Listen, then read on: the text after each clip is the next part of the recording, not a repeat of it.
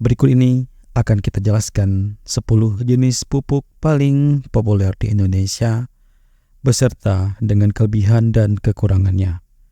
Ya, sebagian dari produk pupuk ini nanti akan kita sematkan link pembeliannya di kolom deskripsi. Yang pertama yaitu pupuk urea.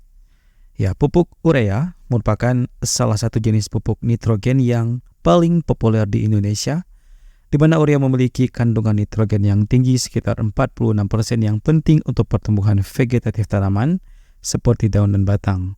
Ya, pupuk ini mudah larut di dalam air dan cepat diserap oleh tanaman.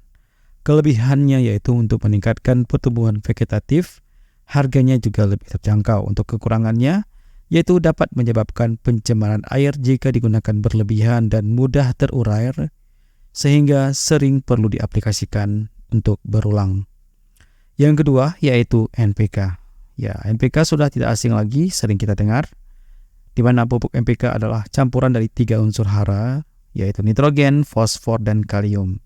Ya, pupuk ini tersedia dalam berbagai komposisi tergantung pada kebutuhan tanaman. Misalnya NPK 15-15-15, NPK 16-16-16, atau NPK 10-30-10 untuk tanaman generatif. Lantas apa kelebihannya? Yang pertama itu menyediakan nutrisi lengkap untuk tanaman, dan yang kedua itu praktis karena menggabungkan beberapa unsur hara di dalam satu produk. Ya, di balik kelebihan juga ada kekurangannya, yaitu harga lebih tinggi dibandingkan dengan pupuk tunggal dan perlu pemahaman tentang komposisi yang tepat untuk setiap jenis tanaman. Yang ketiga yaitu SP36. Ya, super fosfat atau SP36 adalah produk pupuk fosfat yang mengandung sekitar 36% fosfor. Ya, fosfor penting untuk pertumbuhan akar, pembentukan bunga dan buah. Ya, pupuk ini sangat berguna untuk tanaman yang membutuhkan banyak fosfor seperti jagung dan kedelai. Kelebihannya yaitu meningkatkan perkembangan akar dan bunga dan stabil dan tidak mudah larut di dalam air.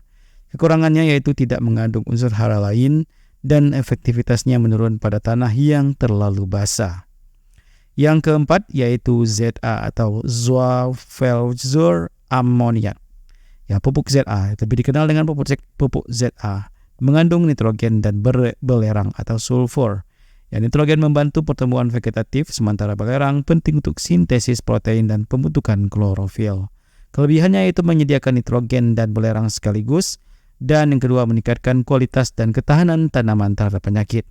Kekurangannya itu dapat menyebabkan tanah menjadi lebih asam dan penggunaan berlebihan dapat merusak struktur tanah.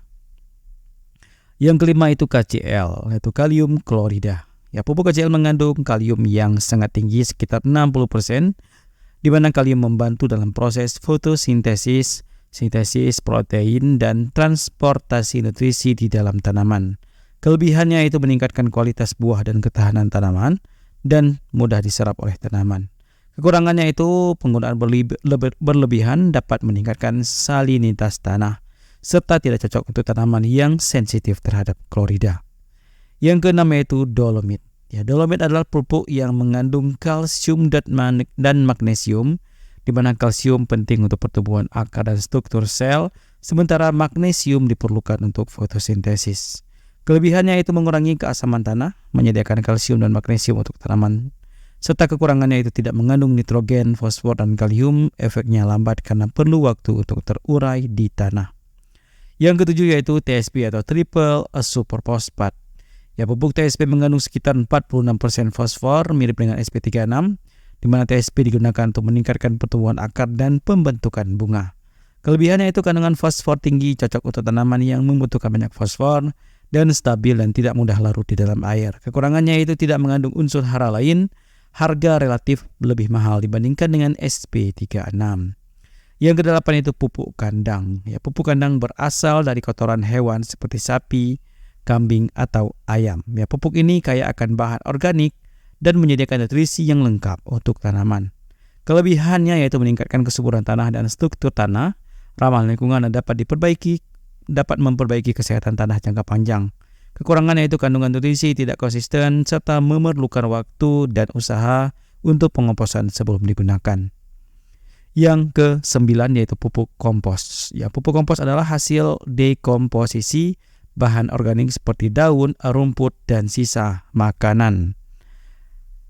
di mana kompos memperbaiki struktur tanah dan dapat menyediakan nutrisi secara bertahap.